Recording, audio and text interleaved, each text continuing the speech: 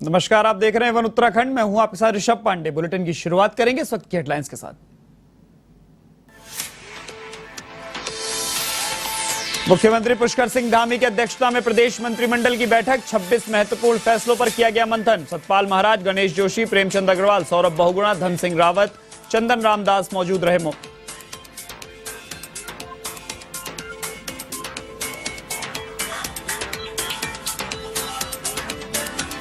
काला ढूंगी विधायक बंशीधर भगत एक बार फिर सुर्खियों में। विवादित बयान सोशल मीडिया पर वायरल। देवी देवताओं को लेकर दिया था बयान, अब विपक्ष के निशाने पर भगत।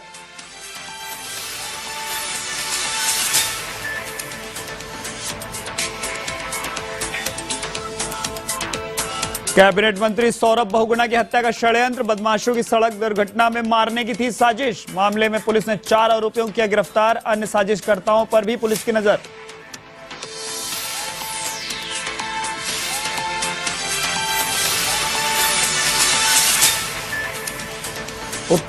उत्तर प्रदेश एटीएस और उत्तराखंड पुलिस की संयुक्त कार्रवाई। आतंकी संगठन से जुड़े 2 लोगों को किया गिरफ्तार। गजवाए हिंद के उद्देश्य को बढ़ावा देने का कर रहे थे प्रयास।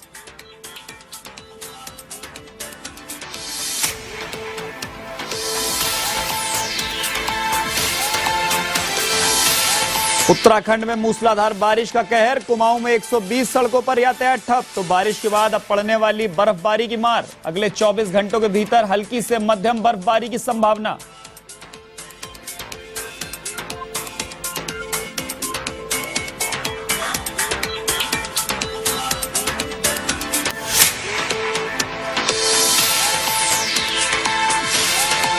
अब खबरें विस्तार से। उत्तराखंड के मुख्यमंत्री पुष्कर सिंह धामी की अध्यक्षता में प्रदेश मंत्रिमंडल की बैठक हुई। सचिवालय में हुई बैठक में सतपाल महाराज, गणेश जोशी, प्रेमचंद अग्रवाल, सौरभ बहुगुणा, धन सिंह रावत, चंदन रामदास मौजूद रहे। बैठक में 26 महत्वपूर्ण फैसले लिए गए, जिसमें से आवास, पेट्रोल पंप का लैंड यूज चेंज करने की विसंगति दूर करने सहित कई अहम फैसले लिए गए।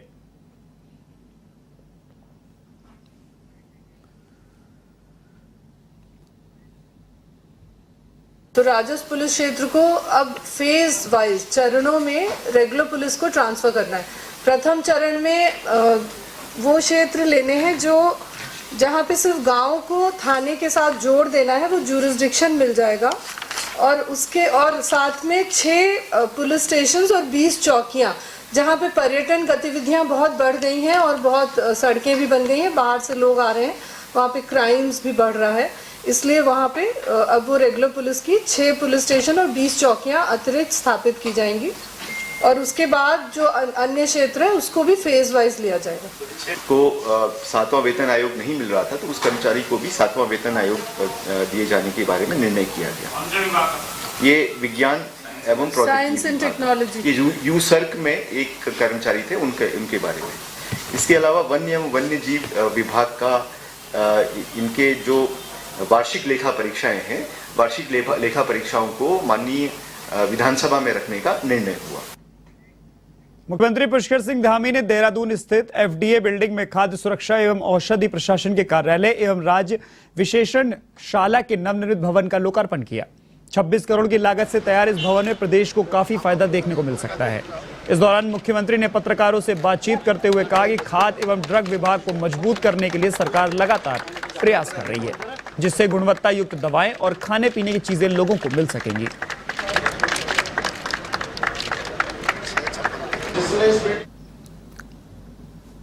सारी जो मैन पावर का ह्रास होता था, हमारी बहुत सारी सामर्थ्य अन्य कामों में लगती थी, आने जाने में लगती थी। उसका एक तो समाधान होगा और जल्दी से त्वरित रूप से यहाँ पर ये सब सुविधा यहाँ प्राप्त हो जाएगी। और अपने आप में ये एक बहुत बड़ा काम यहाँ पर आज प्रारंभ हुआ है। इसके साथ ही जो पोस्टों की जो बात है, वो पोस्टें हमारी प्राथमिकता में हैं और हर कीमत पर हम तय समय सीमा पर। मुख्यमंत्री पुष्कर सिंह धामी ने टपकेश्वर मंदिर में आयोजित जागरण कार्यक्रम में शिरकत की। कार्यक्रम में मुख्यमंत्री के अलावा कैबिनेट मंत्री गणेश जोशी के साथ कई लोग मौजूद रहे और मुख्यमंत्री धामी ने मां भगवती के दरबार में ज्योत प्रज्वलित कर प्रदेशवासियों की सुख समृद्धि की कामना की।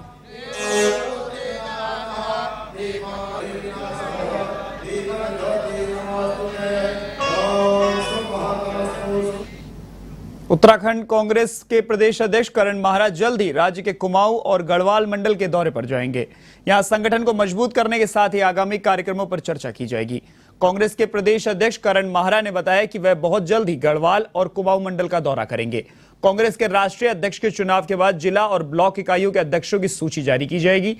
अगले महीने से जिला स्तर पर पार्टी के कार्यक्रम तेज होंगे।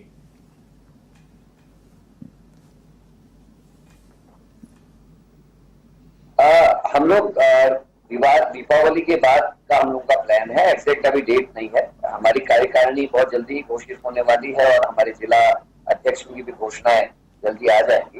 राष्ट्रीय अध्यक्ष के चुनाव के बाद, दीपावली के बाद जब लोग थोड़ा सा ईस्ट में आ जाते हैं, हम लोग जिला स्तर पर जाकर कार्यकर्ताओं से बात करके उनके तकलीफों को, उनकी परेशानियों को, कि पार्टी को खड़ा करने में किस किस किस्म की दिक्कतें उनको आ रही हैं, क्या वो लोग चाहते हैं, वो उनसे लेना चाहते हैं। क्योंकि जो एक काश्तकार से किसानी सीखी जा सकती है, वो कोई पढ़ के, किताब पढ़ के नहीं सीख सकता। उसी तरीके से पार्टी को मजबूत करने के जो सुझाव ग्रास रूट से मिलेंगे, वो हम नेता लोग नहीं कर सकते। क्योंकि असली दिक्कत है, असली लड़ाई तो जो जमीन का कार्यकर्ता वो लड़ रहा है। तो हमारे दौरे के पीछे उद्देश्य यह है कि हम गांव-गांव जाके, जिले में जाके, उसके बाद ब्लॉकों में जाकर अपने कार्यकर्ता से मुलाकात करके उनसे ये सीखें कि हमने अपने पार्टी को किस तरीके से स्ट्रेंथन करना है, मजबूत करना है और उनके विश्वास को जीतने का हम काम करें। अपनी बोली के चलते हमेशा से विवादों में रहने वाले काला ढूंगी विधायक बंशीधर भगत एक बार फिर से विवादित बोल के चक्कर में सोशल मीडिया पर वायरल हो गए। बंशीधर भगत के इस विवादित बोल के बाद वहां भारी संख्या में महिलाएं और बालिकाएं हक्का बक्का हो गईं। यहां तक कि भगवान शिव और भगवान विष्णु को लेकर भी गंभीर बोल बोले गए। इस दौरान बंशीधर भगत की जुबान फिसल गई।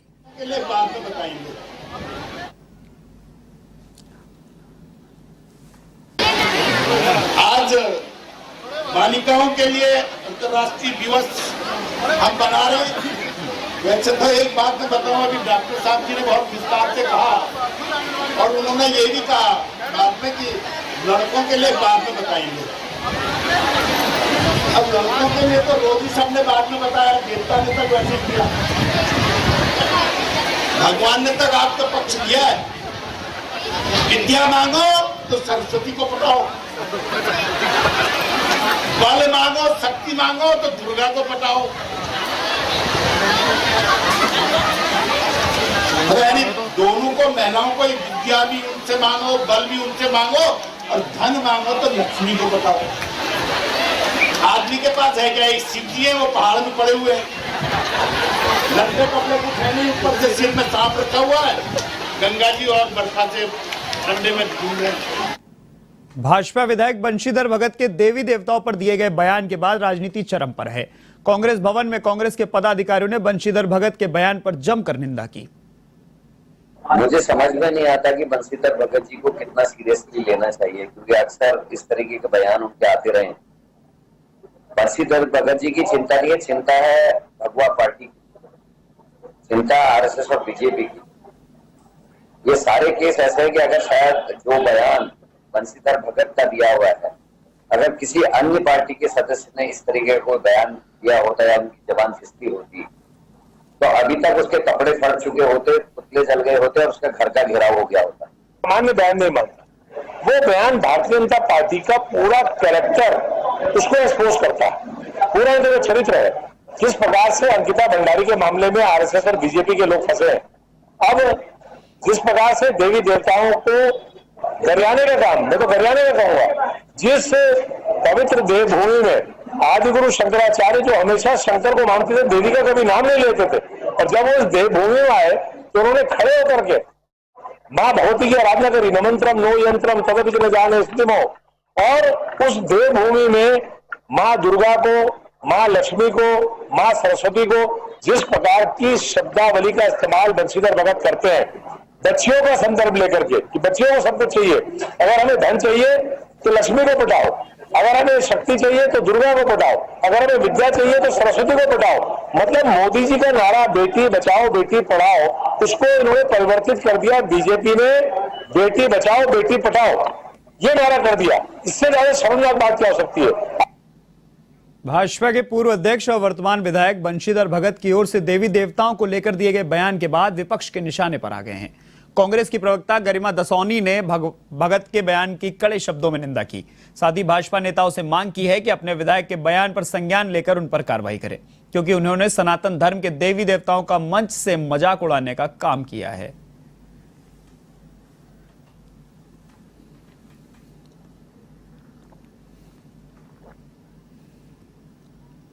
कल हल्द्वानी में अंतर्राष्ट्रीय बालिका दिवस के उपलक्ष्य में आयोजित एक कार्यक्रम में जिस तरह से उत्तराखंड भाजपा के पूर्व अध्यक्ष और वर्तमान में विधायक बंशीधर भगत के द्वारा हिंदू सनातन धर्म और देवी देवताओं का अपमान किया गया, वो अक्षम्य है। मैं उनके शब्दों को दोहराना भी नहीं चाहती, क्योंकि जिनकी हम पूजा करते हैं, जो हमारे लिए पूजनीय हैं, श्रद्धेय हैं, ऐसे देवी देवताओं के लिए जितने निचले दर्जे के शब्द उन्होंने इस्तेमाल किए, वो अपने आप में बहुत बड़ा अपमान हिंदू धर्म का है, हमारे देवी देवताओं का है। और मुझे लगता है कि इसका संज्ञान हाईकमान को लेना चाहिए, क्योंकि कहीं ना कहीं आपने हम सब की भावनाओं को आहत किया है। जो हिंदू धर्म में जिनकी आस्था है, हमारे देवी देवताओं में जिनकी आस्था है, उन सब की भावनाओं को चोटिल करने का काम अपने वक्तव्य से, अपने भाषणों से बंशीधर भगत ने किया है। और ये कोई पहली बार नहीं है कि इस तरह की बदजुबानी उन्होंने की हो। अपर मुख्य सचिव राधा रतूड़ी ने नकली नोटों के मामलों को लेकर EFIR के माध्यम से दर्ज किए जाने के लिए परीक्षण कर प्रस्ताव बनाने के निर्देश दिए। वित्तीय अपराधों की रोकथाम के लिए उन्होंने उत्तराखंड पुलिस अधिकारियों और कॉमर्शियल बैंकों के एक साझा ट्रेनिंग प्रोग्राम आयोजित करने के निर्देश दिए। ACS राधा रतूड़ी ने बैंकों को उत्तराखंड के दूरस्थ पर्वतीय क्षेत्रों में अपनी सेवाएं देने का अनुरोध किया है। उन्होंने कहा कि राज्य के पहाड़ी क्षेत्रों से पलायन रोकने और चारधाम यात्रा मार्ग में तीर्थयात्रियों की वित्तीय सुविधाओं को पूरा करने में बैंक अहम भूमिका निभा सकते हैं। साथ ही राज्य में फाइनेंशियल लिटरेसी बढ़ाने में बैंकों का सबसे महत्वपूर्ण योगदान है।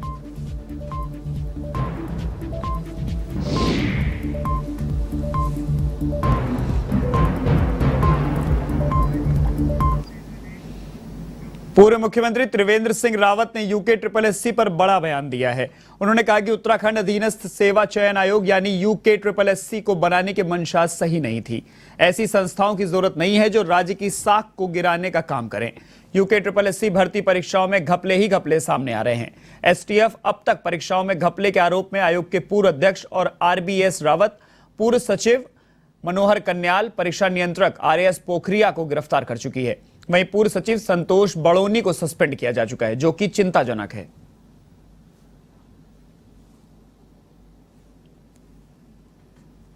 मैंने शुरू में भी कहा था कि जो UK-SSC है, इसकी नियत ही खराब, इसको बनाने के पीछे इंटेंशन ही सही नहीं थी। फर्स्ट डे मैंने कहा था 27 जुलाई का, मुझे अच्छी तरह याद है, कि संस्था को भंग कर देना चाहिए। ऐसी संस्थाओं की कोई आवश्यकता नहीं है कि जो राज्य की साख को गिराने का काम करें, राज्य की प्रतिष्ठा को समाप्त करने का काम करें। कैबिनेट मंत्री सौरभ बहुगुणा की हत्या की साजिश के मामले में पुलिस ने अभी तक 4 आरोपियों को गिरफ्तार कर लिया है। तो वहीं पुलिस इस साजिश की तह तक जाने के लिए लगातार प्रयास कर रही है। पुलिस प्रवक्ता DIG सेंथिल अबुदई ने बताया कि हत्या की साजिश करता 4 मुख्य आरोपियों को पुलिस ने पहले ही गिरफ्तार कर लिया है, लेकिन इस कड़ी से जुड़े अन्य साजिशकर्ताओं पर भी पुलिस की नजर है। साथ ही अगर जरूरत पड़े तो अन्य राज्यों की पुलिस से भी सहयोग लिया जा सकता है।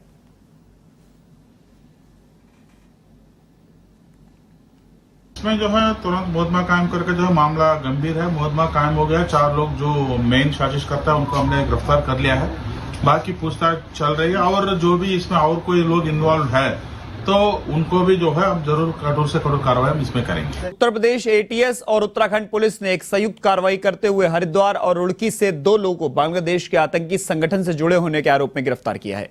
यह लोग देश भर में गजवाए हिंद के उद्देश्य को बढ़ावा देने के लिए कट्टरपंथी विचारधारा वाले लोगों को जोड़ने का प्रयास कर रहे थे और चंदे के माध्यम से फंड भी इकट्ठा कर रहे थे। STF के DIG D सेंथिल अबुदई ने बताया कि उत्तर प्रदेश ATS ने हमसे इस मामले में उत्तराखंड पुलिस से कोऑर्डिनेशन के लिए कहा। इसके बाद हमने समन्वय बनाया, जिसके बाद ATS ने 2 लोगों को गिरफ्तार किया है।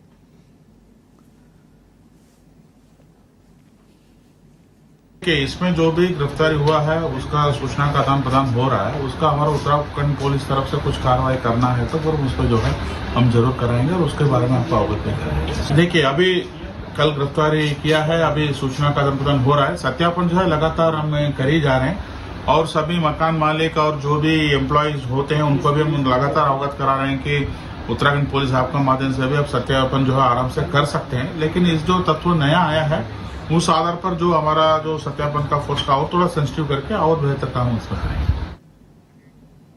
लक्सर पुलिस ने पेशी के दौरान फरार हुए एक कैदी को गिरफ्तार कर लिया है।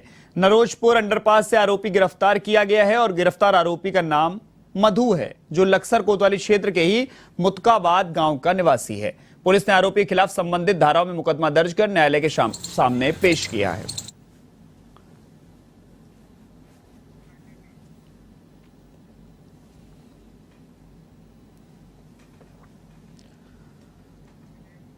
काशीपुर के कुछ अधिकारी प्रदेश के अंदर लगातार भ्रष्टाचार की गंदगी फैलाने से बाज नहीं आ रहे हैं। एक बार फिर जनपद उधम सिंह नगर के काशीपुर में वन विभाग की टीम पर गंभीर आरोप लगते हुए दिखाई दे रहे हैं, जहां संपत्ति सीज न करने के नाम पर 2 लाख की रिश्वतखोरी का आरोप लगा है। आरा मशीन संचालक का आरोप है कि मेरी आरा मशीन की संपत्ति को सीज न करने के नाम पर 2 लाख की मांग की गई। तो वहीं दूसरी ओर जब वन विभाग के अधिकारियों से इस पूरे मामले में बात करने की कोशिश की गई तो अधिकारी बचते हुए दिखाई दिए। मतलब अधिकारी की गाड़ी भी तो हम साहब आए थे, मेन गेट पर खड़े था हमारे, तो मेरे पास फोन गया, बोले ऐसे यहाँ पे एक साहब आए थे, अरे मशीन का ताला खोलता है। जब मैं आया मशीन में, मैंने ताला खोला तो उन्होंने क्या बोले मशीन कैसे चले, मैंने साहब मशीन नहीं चले, मशीन हमारी सीख हुई हुई। तो बोले ऐसा मशीन उखाड़ेंगे हम, और सर मशीन में सुबह को 11 बजे तक लो, आपके यहाँ रेंज ऑफिस में भेज दूंगा। बोले नहीं फिर इसकी प्रॉपर्टी सीज करो। फिर सर आप जो प्रॉपर्टी सीज करो फिर ऐसा करो, थोड़ी देर में आधे घंटे का या 15-20 मिनट का तुम मुझे टाइम दो, मैं चाय भी लाता हूँ, मैं खुलवा देता हूँ सर। फिर मैंने मशीन में खुलवा के गाड़ी में उनके साथ उनकी रखवा दी मैंने। उसके बाद फिर मुझसे कहता है इसकी प्रॉपर्टी सीज करो। जैसे हम लोगों को ये परेशान कर रहे हैं, हमारी जो मशीन है हमारे भतीजे की सारी की, उसके अंदर कुछ मिला नहीं। मशीन ऑलरेडी 2 साल पहले इन्होंने सीज कर दी थी, उस समय भी इन्होंने हमसे पैसे की मांग करी। हम गरीब आदमी पैसे इनको कहाँ से दें, एक गट्टू काटना है काम, ठीक हो क्या। अब ये जो हमारी संपत्ति भी सीज कर रहे हैं। लालकुआं कोतवाली क्षेत्र के बरेली नैनीताल रोड पर इंडियन ऑयल डिपो से निकलने वाले टैंकरों से तेल चोरी के मामले थम नहीं रहे। वहीं बढ़ती कीमतों के कारण डिपो से निकलने वाले टैंकरों से तेल चोरी कर जमकर कालाबाजारी की जा रही है। वहीं पुलिस ने हल्दू चौड़ स्थित शिवालिकपुरम के पास बने एक गोदाम से 2 लोगों को टैंकर से तेल चोरी करते हुए गिरफ्तार किया। पुलिस ने मौके से एक टैंकर पकड़ा जिसमें 11,000 लीटर डीजल बरामद हुआ। इसके अलावा पुलिस ने 25-25 लीटर के 2 गोल जरीकेन डीजल भी बरामद किए हैं।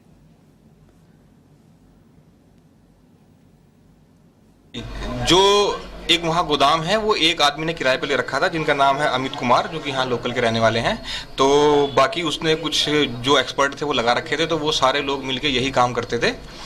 तो ये 379 में जो है भारतीय दंड संहिता जो IPC चोरी की धारा है उसमें मुकदमा दर्ज हुआ था। इसमें 411 भी लगाई गई है, जो कि वो लोग भी इसमें इन्वॉल्व थे। और बाद में फिर इसमें आवश्यक वस्तु अधिनियम 3/7 की धारा जो है वो ऐड की गई है। हाँ, मैंने जैसे बताया कि जो वो गोदाम था वो एक आदमी ने किराए पे लिया हुआ था, और जो किराए पे लिया था वो उसको भी हमने गिरफ्तार किया है, जो उस पूरे गोदाम को ऑपरेट कर रहा था।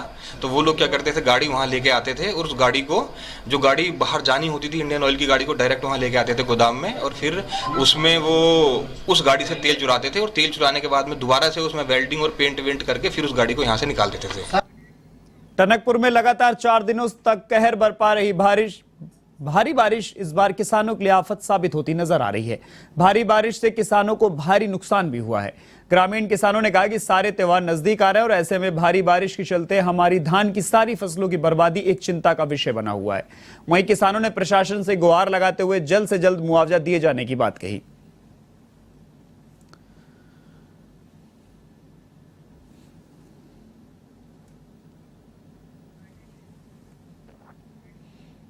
बागेश्वर जनपद में विगत 5 दिनों से हुई लगातार मूसलाधार बारिश से किसानों को भारी नुकसान उठाना पड़ा, तो वहीं दूसरी ओर जनजीवन भी अस्त व्यस्त हो गया। भारी बारिश से नदियां अक्टूबर महीने में ही प्रचंड प्रवाह में आ गई हैं और धान व दाल की फसल खेतों में पूरी तरह बर्बाद हो गई है। वहीं खेत तालाब में तब्दील हो गए और जिले में जगह जगह सड़कों में जल भराव और मलबा आने से मोटर मार्ग बाधित हो रहे हैं।